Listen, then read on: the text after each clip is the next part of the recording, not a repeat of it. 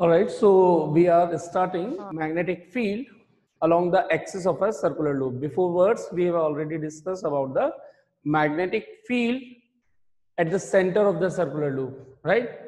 So अब हम आज जो देखने वाले हैं वो क्या है, मैग्नेटिक फील्ड सर्कुलर लूप की एक्सिस पर सेंटर पर आया था हमारा कितना, mu not I upon 2a, ठीक है. सो mu not I upon 2a was the answer, a was the radius of the circle circular loop. अभी हम देखेंगे एक्सिस पर, पहले सेंटर पर देखा था. अब उसको देखने से पहले हम कुछ छोटी छोटी चीजों को समझेंगे और उसके बाद हम हमारा डेरिवेशन स्टार्ट करेंगे.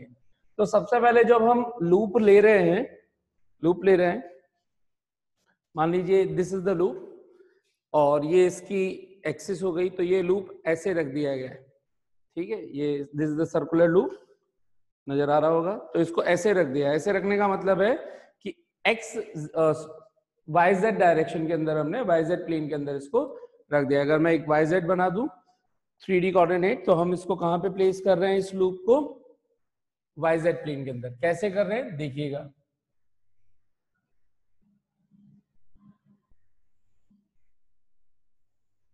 ये मैंने वाई जेड बना दिया, X Y Z coordinate system बना दिया और लूप को कुछ इस तरीके से इस प्लेन के अंदर रख रहे हैं. ये हो गया इसका वाई जेड प्लेन, ठीक है. इस वाई जेड प्लेन के अंदर इस तरीके से रख रहे हैं. आपको ऐसे देखिएगा, 3D में हम इसको दिखा रहे हैं, तो इस तरीके से ये नजर आएगा आपको.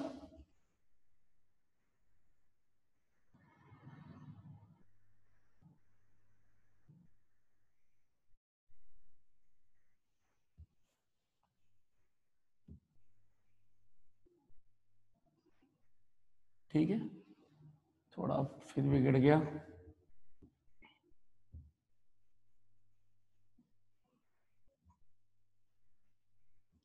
सो इस तरीके से कुछ हमने प्लेस कर दिया है. तो इसकी एक्सिस जो होगी वो कौन सी एक्सिस के अलोंग हो रही है, अगर इसकी एक्सिस देखें तो एक्स एक्सिस के अलोंग है, ठीक है. वाई जेड प्लेन में इसको रखा गया है और इसके थ्रू हम करंट फ्लो कर रहे हैं सर्कुलर लूप के अंदर. और हमें इस एक्सिस के किसी पॉइंट पर हमें क्या देखना है, मैग्नेटिक फील्ड देखना है. तो सबसे पहले हम इसमें करंट फ्लो करा दें. लेट्स सपोज करंट फ्लो कुछ इस तरीके से हो रही है, means anti clockwise direction, anti clockwise direction, anti clockwise direction. ये लूप ऐसे रखा हुआ है, ठीक है. सो इधर नीचे से जा रही है और ऐसे आ रही है, करंट इस तरीके से चल रही है, ठीक है. और इसकी इस एक्सिस पर, एक्स एक्सिस के अलाउंग किसी पॉइंट पर हम मैग्नेटिक फील्ड देखने वाले हैं.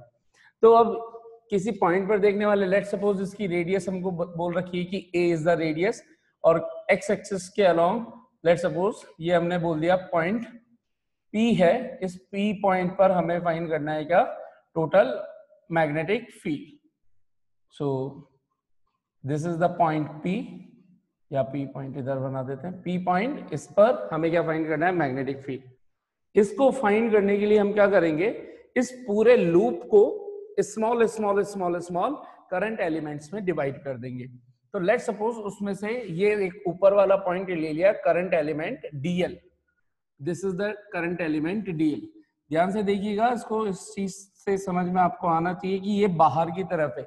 ये लूप मैंने ऐसे रख रखा है और ये वाला पोर्शन ले रखा है, मैं यहाँ पे मार्क कर रहा हूं. ये वाला पोर्शन, ये देखिएगा, ये वाला पोर्शन. तो जब मैं इसको ऐसे रख रहा हूं तो यहां पर लूंगा, तो इस करंट एलिमेंट, जब करंट नीचे से ऊपर जा रही है तो करंट एलिमेंट की डायरेक्शन DL किधर है, बाहर की तरफ. तो ये जो DL लिया है, विजुअलाइज आपको आना चाहिए इसके अंदर, विजुअलाइजेशन. तो ये DL वेक्टर है, ये इसकी डायरेक्शन किधर है, बाहर की तरफ. एक तरह से डॉट डॉट बोल दो या प्लस का K कैप, इस डायरेक्शन में ही रखा है. इससे P पॉइंट पर हमें सिचुएशन फाइंड करनी है. तो हमने क्या कर दिया, यहां से एक एक्सिस ले ली, यहां से इस P पॉइंट को इसको ज्वाइन कर देते. तो ये P पॉइंट लिया और इसको मैंने ज्वाइन कर दिया, ठीक है. थोड़ा सा P पॉइंट को थोड़ा दूर बना देता हूं ताकि वो इससे,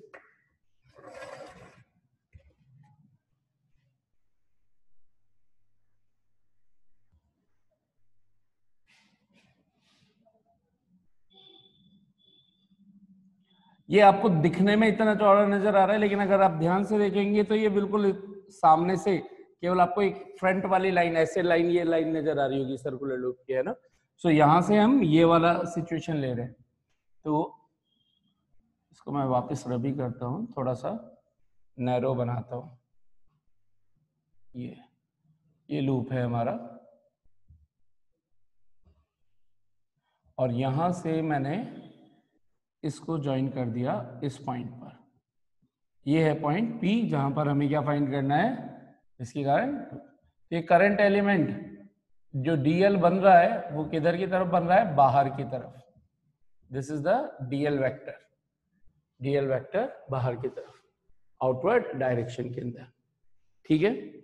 अच्छा साहब, लेट्स सपोज सेंटर से ये जो डिस्टेंस ली गई है, सेंटर से इसकी ये जो डिस्टेंस ले रहे हैं हम, इसको हमने बोल दिया है एक्स एक्सिस, यानी कि एक्स डिस्टेंस ले ली हमने। Let's suppose this is x distance, और करंट एलिमेंट से P पॉइंट की जो डिस्टेंस है उसको मान लिया हमने R, ठीक। अब हमारे लिए यहाँ पे एक एंगल DL और R, अगर मैं इसको R वेक्टर बोल लूं, जिसका मैग्नीट्यूड सिंपली R ही है, तो DL वेक्टर और R वेक्टर के बीच का एंगल इंपॉर्टेंट हो जाता है। और जनरली हम जो बोलते थे कि करंट एलिमेंट या करंट कैरिंग वायर इससे R डिस्टेंस पर जो एंगल होता है वो थीटा, तो हमारा एम है यहाँ थीटा कितना होगा। तो ठीक ये वैसे का वैसे ही होगा जैसा हमने इलेक्ट्रोस्टैटिक के अंदर किया था। उस टाइम भी शायद मैंने आप लोगों को एक्सप्लेन किया था कि जो DL वेक्टर और R वेक्टर के बीच का एंगल है वो कितना होना चाहिए, 90 होना चाहिए। पहले हम इसको समझ लेते हैं कि वो 90 कैसे होगा। सबसे पहले DL वेक्टर बोलूं तो DL वेक्टर किस डायरेक्शन में, DL वेक्टर है हमारा Z प्लस Z डायरेक्शन के अंदर, ये बाहर की तरफ, ठीक है, ये बाहर की तरफ है ना। सो मैं इसको बना सिचुएशन आपको दिखाता हूं। ये DL वेक्टर बाहर की तरफ है। अब इस देखिए ये Z एक्सिस के अलॉन्ग है। अगर मैं एक लाइन ये ले लूं, ये वाला जो मैंने होल्ड कर रखा है, ये एक मेटल बॉक्स, तो ये इस Z के क्या, अगर इसको एक्स एक्सिस के अलॉन्ग ले रहा हूं तो परपेंडिकुलर हो गया। अगर मैं इसको ऐसे घुमा दूं, इस तरीके से घुमाऊं, तो भी तो ये हर जगह परपेंडिकुलर ही रहेगा। इसको इसी की जगह मैं पेन से, मार्कर से समझाता हूं आपको। ये देखिए ये Z, ये वाली चीज सिचुएशन Z आपकी तरफ, इस मार्कर को अगर मैं ऐसे रखूंगा तो भी इन दोनों के बीच का एंगल Z है, यहां कहीं पे रखूंगा तो भी इनका एंगल Z है, कहीं पे भी घुमा दूं ये हमेशा इस Z के चारों तरफ अगर बोलूं तो ये हमेशा परपेंडिकुलर रहेगा। रीजन क्या है इसका, ये ध्यान से देखिए, तो रोटेशन कौन सी एक्सिस, कौन से प्लेन में हो रहा है, XY। तो ये जो Z हमने बनाया, इस Z के परपेंडिकुलर ये है, और इसका अगर रोटेशन करा रहे हैं तो ये रोटेशन पूरा का पूरा इस Z एक्सिस के परपेंडिकुलर XY प्लेन के अंदर रोटेशन हो रहा है। तो मैं कहीं पे भी लेकर के आ जाऊं, इस DL के, ये DL है, और ये देखिए ये मेरा R, ये वाली जो लाइन दिख रही है अब आपको, DL बाहर की तरफ है, ये R, लेकिन इन दोनों के बीच का एंगल कितना होना चाहिए, ये हो गया एंगल 90 डिग्री। इसका मतलब जो हमारा थीटा है वो कितना है यहाँ पर, 90 डिग्री। पहले तो बस ये बताइए कि ये 90 डिग्री कितनों को अच्छे से समझ में आ गया। ओके, तो सबको समझ में आ ही चुका है। तो अब ये 90 डिग्री हमारा थीटा डिसाइड हो चुका है। अच्छा, अब इसके बाद हम क्या करेंगे, सिमेट्रिक एलिमेंट्स लेकर के काउंटिंग करेंगे P पॉइंट पर मैग्नेटिक फील्ड, ठीक है। हम पूरे को हमने क्या मान लिया, ऐसे DL वेक्टर्स के अंदर ब्रेक करा हुआ मान लिया है, और ये हमारा DL वेक्टर यहां पर है। इसी तरह से नीचे बात करूंगा तो ये DL वेक्टर नीचे अंदर की तरफ होगा, इसका डायमेट्रिकली अपोजिट पॉइंट अगर लूंगा तो उसकी डायरेक्शन किधर है, इनसाइड। यानी कि यहां पर अगर मैं DL वेक्टर बोलूं, सेम DL वेक्टर, तो इसकी डायरेक्शन है क्रॉस या माइनस k कैप। अगर ये माइनस k कैप है तो इस टाइम पर यहां से भी अगर मैं इसको ज्वाइन करूं तो सिमेट्री के अकॉर्डिंग ये डिस्टेंस R ली थी तो ये डिस्टेंस भी R ही कहलाएगी। और R और इस DL वेक्टर के बीच में अगर मैं एंगल पूछूं, इस DL वेक्टर और R वेक्टर के बीच में एंगल पूछूं, तो ये कितना एंगल होना चाहिए, 90। ये देखिए, ये इस टाइम पर हमारे ये जो मार्कर है वो अंदर की तरफ बोल रहा हूं मैं, ऐसे अंदर की तरफ, ठीक है, ये अंदर की तरफ, ये अंदर हो गया। और ये जो हमारा मार्कर जो एक्स एक्सिस के अलोंग है, तो ये जेड और एक्स, लेकिन इसके ऊपर ऐसे कहीं रखूंगा तो भी 90 डिग्री रहेगा, यहाँ भी 90 डिग्री, तो मैंने इसको यहाँ पर ज्वाइन किया हुआ है इस लाइन के अलोंग। सो एंगल तो अभी भी 90 डिग्री बना रहेगा, तो यहाँ पे भी एंगल 90 डिग्री है इनके बीच में, तो ये थीटा 90 डिग्री है यहाँ पे भी इस करंट एलिमेंट के कारण। बिल्कुल ठीक। अब हमारा एम क्या है?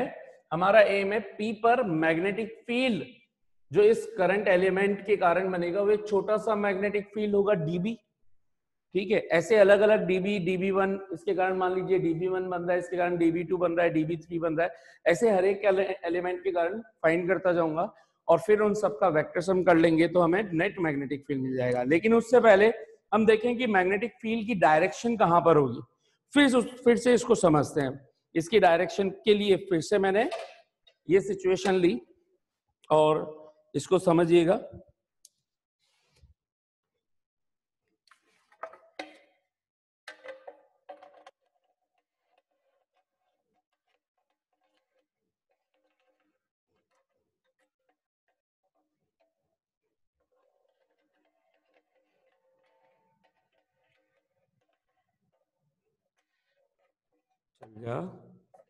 ये देखिए साहब, ये वाली लाइन मेरी है, ये मैंने रख दिया, ये डीएल वेक्टर बाहर की तरफ है, बाहर की तरफ है, तो एक वेक्टर तो है जेड एक्सिस के अलोंग और एक वेक्टर है कहीं पे। इसका अगर कुछ प्लेन बनाऊं, जो भी इसका प्लेन बनाऊं, तो मैं वो प्लेन यहां पे शो कर रहा हूं आपको। ये डीएल वेक्टर बाहर की तरफ जेड एक्सिस के अलोंग, ये ऐसा कहीं पर, और इसका प्लेन बनाऊं तो इस तरह से तिरछा प्लेन बनेगा ऐसे। और अगर इसका मैग्नेट ये है डीएल वेक्टर, ये है आर वेक्टर, इन दोनों के बीच में एंगल चल रहा है 90 डिग्री का, ये एक, और हमें पता है कि जो मैग्नेटिक फील्ड की डायरेक्शन होती है वो बाय सावर्ट्स लॉ के according mu naught upon 4 pi I dl cross r vector upon r cube, अगर इसको हम बोल रहे हैं तो डीएल क्रॉस आर से दी जानी है। डीएल क्रॉस अगर आर की डायरेक्शन हम पूछें कि ये डीएल क्रॉस आर कहां पर आएगा, तो ये जो भी प्लेन बना है, ये मेरा जो भी प्लेन दिख रहा है, ये जो प्लेन दिख रहा है आपको, इसी प्लेन के अकॉर्डिंग रखा हुआ है ये वाला, ठीक है। ये देखिए, ये दिख रहा है आपको। सो अगर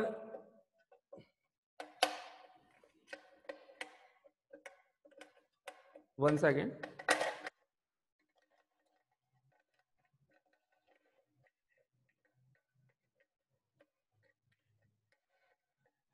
ये देखिए, तो ये प्लेन नजर आ गया, ये रहा ये प्लेन, ये रहा ये प्लेन, z इसमें बाहर की तरफ है, तो ये जो प्लेन दिख रहा है आपको, इस प्लेन के परपेंडिकुलर डायरेक्शन होगी ये वाली, इस पूरे प्लेन के परपेंडिकुलर डायरेक्शन ये वाली। तो यहां पर कहीं पर जहां पे भी ये बन रहा है, वहां पर मैग्नेटिक फील्ड इस जगह पर इसके इन दोनों वेक्टर्स के परपेंडिकुलर, इसका मतलब ये ऐसा होना चाहिए। क्यों होना चाहिए? हम a cross b dl cross r से करके देखें तो dl पे मैं अपनी फिंगर रखूं तो यहां पर इस तरीके से, ये इसके अकॉर्डिंग ही समझाता हूं आपको, ये ऐसे दिख रहा है ये dl, और इसकी तरफ मैं घुमाऊंगा तो इस वाले प्लेन के परपेंडिकुलर ये जो मार्कर सब्स्टिट्यूट किया है मैंने, इस डायरेक्शन में आ रहा है, वो वहां पे मैं बना देता हूं। तो ये इस लाइन के भी परपेंडिकुलर होना चाहिए और इस पूरे प्लेन के भी परपेंडिकुलर होना चाहिए। तो ये आ गया हमारा क्या, dB vector. So this is our dB vector.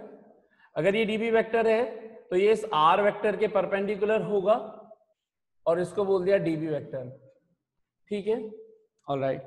अब इसी तरीके से मैं जब इसके लिए निकालूंगा तो इसमें वेक्टर है अंदर, डीएल वेक्टर अंदर की तरफ है और प्लेन हमारा ऐसे। जब प्लेन ऐसे होगा तो डीएल से आर करूंगा तो इसके नीचे की तरफ, इस प्लेन के नीचे की तरफ आ रहा होगा और परपेंडिकुलर टू इट आ रहा होगा, ये इस तरीके से। तो इस पॉइंट पर यहां पर होगा हमारा डीबी। तो थोड़ा सा मैं इसको ऐसे इंक्लाइन कर देता हूं, ये डीबी ये। अब लेकिन डायरेक्शन क्योंकि अलग अलग है, एक की इधर की तरफ है, एक की इधर की तरफ है, तो ये दोनों डीबी अलग अलग होने चाहिए वेक्टर वाइज, डायरेक्शन वाइज। तो इसको db1 बोल दिया, इसको db2 बोल दो। लेकिन अगर मैं बायो सावर्ट्स को देखूं यहां पर, तो ये डिस्टेंस r, ये dl, ये dl, I same mu naught upon 4 पाई। तो अगर इसका मैं मैग्नीट्यूड लूं तो मैग्नीट्यूड तो सेम आएगा db1 और db2 दोनों का। वो कितना आना चाहिए, mu naught upon 4 pi I dl sine theta upon r square. So ऊपर वाले के लिए भी करंट एलिमेंट dl ही है, करंट I है, डिस्टेंस r है, तो इसका mu naught I dl sine theta, जिसमें थीटा 90 चल रहा है, नीचे वाले का भी निकल रहा है म्यू नॉट। इसका मतलब मैं ये बोल सकता हूं कि इन दोनों का मैग्नीट्यूड सेम है, कितना है, db। और ये db कितना होना चाहिए, mu naught upon 4 pi I dl sine theta, sine theta, theta कितना हो जाएगा 90, और ये भी कितना आएगा, mu naught upon 4 pi I dl sine 90 upon r square. बस डायरेक्शन अलग अलग है, मैग्नीट्यूड वाइज दोनों सेम है। बिल्कुल ठीक है।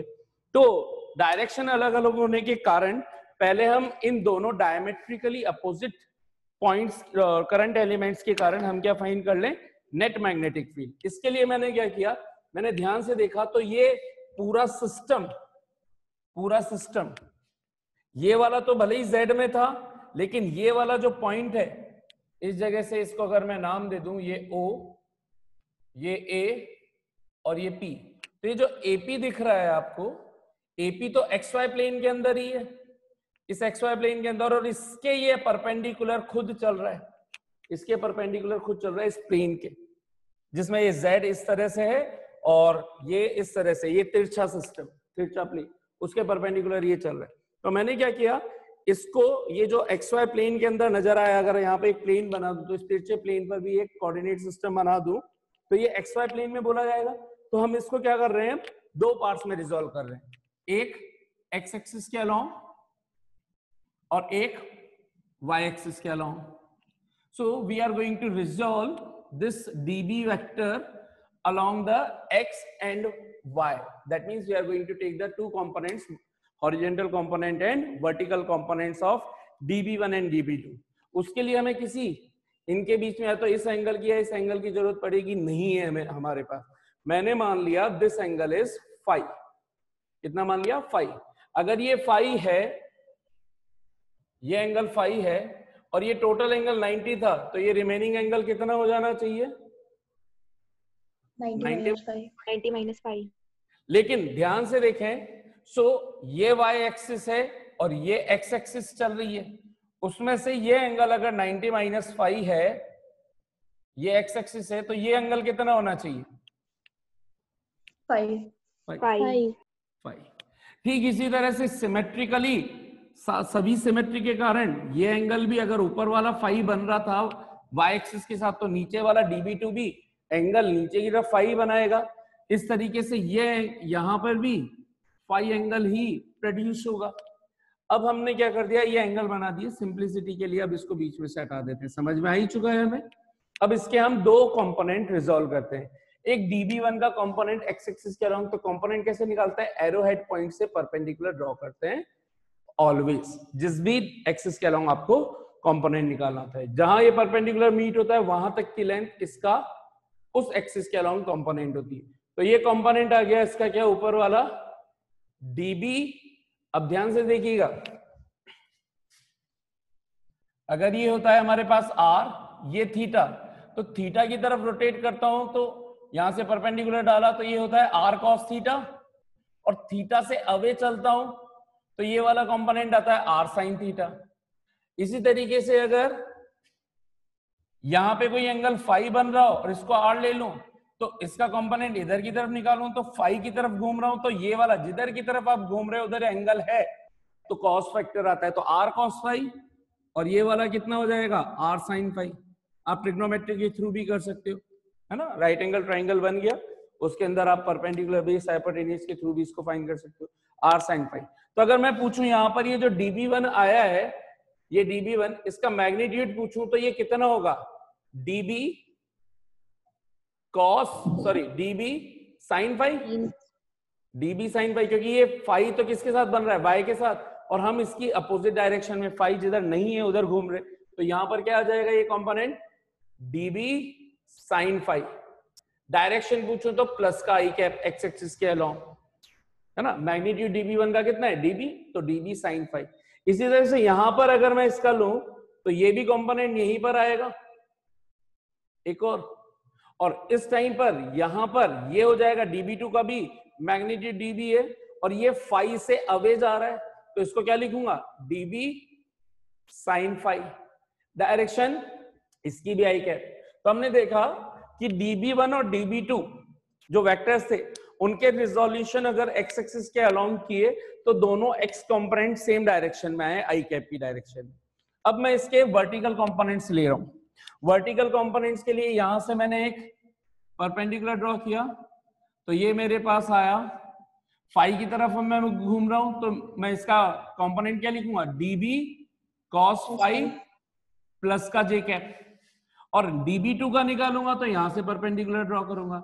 इसका मतलब यहां तक की ये जो लेंथ आई, ये आई इसका कंपोनेंट, और ये कितना होना चाहिए, db phi की तरफ ही रोटेट कर रहे हैं, db cos phi, लेकिन डायरेक्शन क्या होगी, minus j cap, minus j cap, db cos phi minus j cap, ये है db cos phi plus j cap.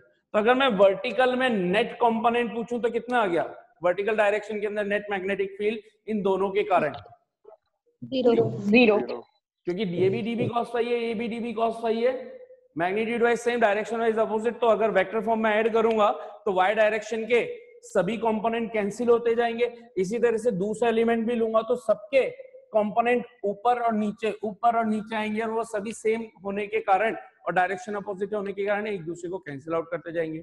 बाकी सभी के सभी इधर की तरफ ही आते जाएंगे और db sin phi मिलता जाएगा। तो इसका मतलब अगर मैं आपसे पूछूं यहां पर कि टोटल मैग्नेटिक फील्ड जो बनेगा वो किनके कारण बन रहा है, सिर्फ और सिर्फ x db sin phi v total क्या हो जाना चाहिए, v टोटल जितने भी x कंपोनेंट हैं उन सबका सम, तो यानी कि एक तरह से मैंने बोल दिया bx टोटल। अगर मैं bx टोटल मुझे फाइंड करना है तो मैं क्या करूं, एक x कंपोनेंट ले लूं, ये एक one of the x component है db1x, ऐसे ये db2x है, db3x, एक क्योंकि सभी सेम है तो टोटल फाइंड करने के लिए मैं क्या कर दूंगा, किसी एक का निकाल करके उसको इंटीग्रेट कर दूं, क्योंकि जितने भी एलिमेंट्स हैं वो क्या है, कंटिन्यूएशन में है। सो हमारा कॉन्सेप्ट क्या हो जाएगा, जितने भी dbx आएंगे उन सबका इंटीग्रेशन। एक dbx कितने का आ रहा है, db sin phi। तो मेरा फाइनल एम है कि b टोटल जो मुझे मिलना है एट पॉइंट p पर, वो कितना मिलना चाहिए, integration of db sin phi। This is our concept कि यहां ऐसा हमें करना है, db हमें फाइंड करना है, phi हमने एज्यूम किया है, इसका मतलब वो आंसर में नहीं रहना चाहिए, phi is assumed by us. What is given to us, हमें इसकी एक रेडियस दे रखी है, तो let's suppose the radius of the circular wire is a, so small a is the radius of this circular loop, circular wire। तो हमारा answer a, और x डिस्टेंस पे हमें फाइंड करना है, तो a की टर्म्स में होना चाहिए, x की टर्म्स में होना चाहिए।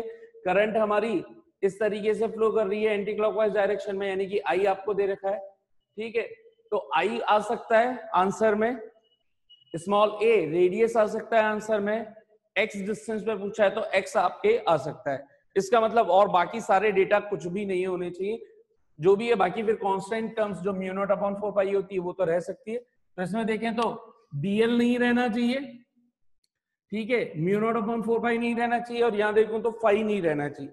ये सब हमें सब्स्टिट्यूट करना है। तो अब इसके लिए पहले तो ये बताइए कि ये सारी कहानी, ये डायग्राम और कैसे निकल रहा है, क्यों निकल रहा है, ये कितनों को अच्छे से समझ में आ गया। सो अब हम हमारा डेरिवेशन स्टार्ट करते हैं। ये था पूरा डायग्राम समझना, अब डेरिवेशन स्टार्ट करते हैं। डेरिवेशन में सबसे पहले हमारी स्टेप क्या होनी चाहिए, सबसे पहले dB फाइंड करना। तो यहां पर dB अगर पूछूं मैं तो dB कितना होना चाहिए according to Biot Savart law, by applying Biot-Savart's law, या according to Biot-Savart's law, magnetic field due to the current element dl from point A to point P, will be is equals to mu naught upon 4 pi I dl sin 90 upon dl की P point से distance r है r square, sign 90 हो गया है। यहां पर हमने क्यों लिखा है, क्योंकि dl vector is perpendicular to r vector, this implies that theta है 90। तो हमारे पास db क्या मिल गया, db is equal to mu naught upon 4 pi i dl upon r square, equation number 1। ठीक है, इक्वेशन नंबर 1 हो गया हमारा। अब सेकेंड पोर्शन r भी हमने माना है, ये तो हमको तो x और a दे रखा है, तो इसका मतलब r को हमें x और a की टर्म्स में काउंट करना है यहाँ पर। सो स्टेप 2 हम क्या करें, here since here in right triangle, कौन सा ट्राइंगल दिख रहा है आपको, AOP by using PGT, Pythagoras theorem. क्या होनी चाहिए, relation among R, A and X क्या होना चाहिए, R square should be equal to A square plus X square, ठीक है, या R is equal to under root of A square plus X square. Under root को आप कैसे भी लिख सकते हो, A square plus X square की होल पावर 1/2, दोनों में से जो काम में आएगा वो यूज कर लेंगे। तो इसको मैं इक्वेशन 2 बोल देता हूं। सो bye 2 into 1 what do we get, dB is equals to mu naught upon 4 pi I dl, और r की वैल्यू खत्म हो चुकी है, r स्क्वायर है, r स्क्वायर की वैल्यू डायरेक्ट लिख रहा हूं, a square plus x square, r square है तो रूट नहीं आएगा, है ना, r square is equal to a square plus x square, equation number 3।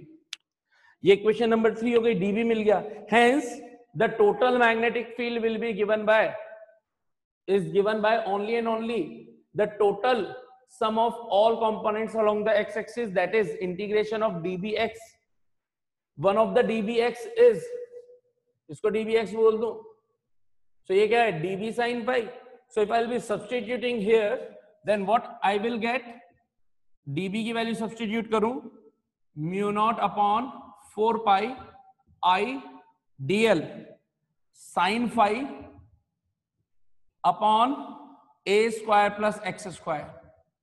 ध्यान से देखें तो इस पूरी इक्वेशन के अंदर, इक्वेशन नंबर इसको बोल देते हैं 4, I पता है, dl अभी नहीं पता, इसके रेस्पेक्ट नहीं तो इंटीग्रेशन होना है, तो उसकी कोई दिक्कत नहीं है।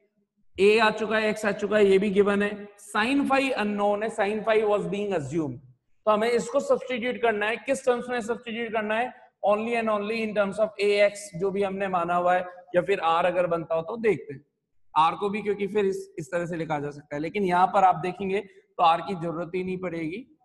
sin phi क्या होता है, परपेंडिकुलर अपॉन हाइपोटेनियस। इसी ट्राइंगल के अंदर AOP के अंदर परपेंडिकुलर कितना है, फाई के रेस्पेक्ट में परपेंडिकुलर A, और हाइपोटेनियस R आ रहा है, देखो क्या लिख दूं, A अपॉन R, लेकिन R इक्वेशन 2 से सब्स्टिट्यूट किया जा सकता है, A square plus x square की होल पावर 1/2। तो इसको मैं क्या लिख दूं, A square plus x square की पावर हाफ, यानी कि under root of A square plus x square, equation number 5 से मैंने इसमें सब्स्टिट्यूट कर दिया, तो मुझे क्या मिल गया, B total is equal to, अच्छा, mu naught upon 4 pi constant, I constant बाहर ले लूं पहले ही, mu naught upon 4 pi I constant upon A square plus x square, या चलो लास्ट में रख देंगे, पहले इंटीग्रेशन में रख देते हैं, mu naught upon 4 pi I dl upon A square plus x square into sine pi की value a upon A square plus x square की होल पावर 1/2। ये बेस और ये बेस सेम तो पावर्स ऐड हो जाती है, जैसे 2 into 2 to the power 3, 2 to the power 2, 2 to the power 3 plus 2, so a square plus x square की होल पावर कुछ नहीं है तो 1, 1 plus half 3/2। So next step के अंदर क्या हो गया, ये पूरी की पूरी हो जाएगी a square plus x square की होल पावर 3/2, ये भी कांस्टेंट, a भी कांस्टेंट, i भी constant, mu naught upon 4 pi constant, इन सभी को मैं बाहर ले रहा हूं, mu naught upon 4 pi i a upon a square plus x square की whole power 3/2 and integration of dl। Integration of dl का मतलब क्या है, इन सभी dl का टोटल सम, और dl का टोटल सम क्या दे देगा यहाँ पर, हाँ जी, circumference. So mu naught upon 4 pi i a upon a square plus x square to the whole power 3/2 into integration of dl 2 pi a, circumference of the circular loop. ठीक है, ये 2 पाई से 4 पाई 2 टाइम्स कैंसिल हो गया, और हमारे पास जो final expression obtain हुआ है वो आ चुका है अब हमारे पास, और वो क्या होगा,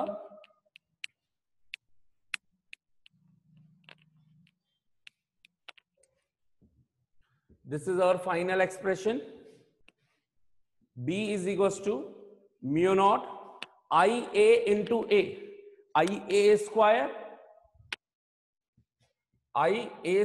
upon 2 into a square plus x square to the whole power 3/2। Almost same तरीके से हुआ है जैसा इलेक्ट्रोस्टैटिक में हमने किया था। सो this is equation number which 4, and इसको इक्वेशन नंबर हमने दे दी थी 5th, तो ये आ जाएगी 6th। So this is the magnetic field along the axis of a circular loop, mu naught I square upon 2a square plus x square। Special case, if there are n turns, अगर circular loop के n turns हो, n turns of circular loop, then total magnetic field उतने ही times बन जाएगा, क्योंकि हर एक loop के अंदर I current, so 2i 2 times of b, 3i 3 times of b। So total यहां पर क्या लिख दूं, mu naught ni a square, mu naught i a square को n से मल्टीप्लाई कर दिया, और बीच में बस थोड़ा सा तमीज से लिखने के लिए ऐसे बीच में लिख दिया मैंने, a square plus x square to the power 3/2। So ये n टर्न्स के लिए हमारा जनरल एक्सप्रेशन आ चुका है हमारे पास। ठीक है, अगर इसका स्पेशल केस पूछ लूं मैं, एक और स्पेशल केस, कि अगर जो p डिस्टेंस है यानी कि x, अगर वो रेडियस से बहुत बहुत बहुत ज्यादा हो, तो रेडियस इसके कंपैरिजन में बहुत छोटी होगी, या इसको ऐसा उल्टा लिख दो, if radius is very very very less than to x, देन नीचे वाली टर्म में एक्स स्क्वायर के साथ इसको ऐड करूं या ना करूं कोई फर्क नहीं पड़ेगा, क्योंकि a बहुत छोटा है तो उसका स्क्वायर और छोटा हो जाएगा, इसके साथ ऐड करूंगा तो इसको नेग्लिजिबल मान करके हटाया जा सकता है। तो इस सिचुएशन में b axis, magnetic field on the axis कितना आ जाएगा, mu naught ni a square, इसको हटा दें, 2x square to the whole power 3/2, 2 से 2 कैंसिल हो गया, x क्यूब बच गया, तो मैं डायरेक्ट लिख रहा हूं x क्यूब। सो ये कब वैलिड है, जब ये वाली सिचुएशन हो तभी। सो this is the magnetic field. हाँ साहब, कितनों को अच्छे से समझ में आ गया पूरा?